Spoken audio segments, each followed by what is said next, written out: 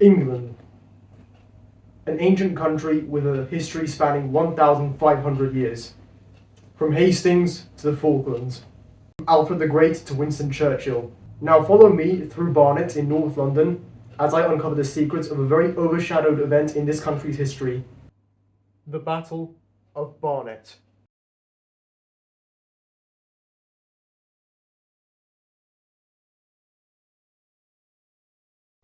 Join me on this journey as I have discussions with experts about the battle, as well as reflecting on how such events might be relevant today.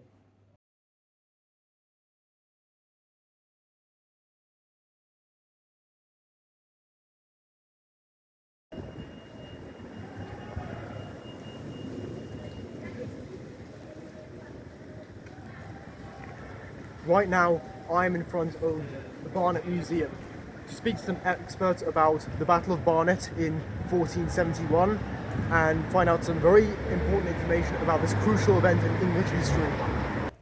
Today I'm at the Barnet Museum with Mike, who works in the museum. Thank you very much for having me, Mike. Yes. Thank you very much.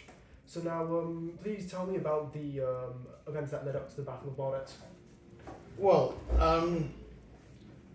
the Battle of Barnet was fought in 1471, but it was part of the Wars of the Roses. And the Wars of the Roses started formally started in 1455 with a battle in St Albans, and the Wars of the Roses developed. There were a number of battles around England, and in 1461, in the Battle of Taunton, the Yorkists won the victory, and a general called the Earl of Warwick helped to put Edward IV onto the throne. Edward IV, the Yorkist king, on the throne.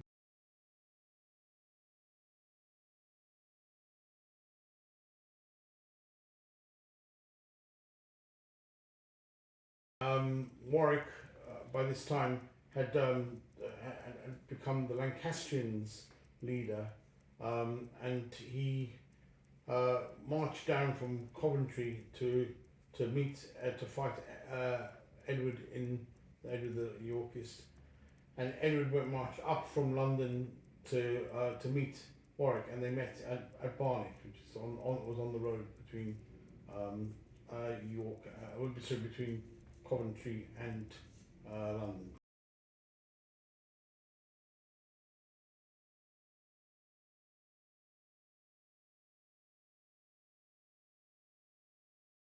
Then the Lancastrian Earl of Oxford said, "We've got to go back into the battle and finish off the Yorkists."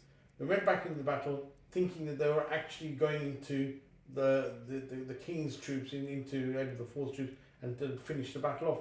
But in fact, the battle had turned round, so they ended up going into Montague's troops, and Montague was in the centre of the Lancastrians. Mm-hmm. So they went into their own men, and basically it was friendly fire, or really unfriendly fire. They fought each other, and that caused all sorts of confusion. It also meant that the Lancastrians who were winning were starting to lose, and some of the Lancastrians even thought that they'd been betrayed because the Earl of Oxford had deliberately changed sides, and some of them left the battlefield.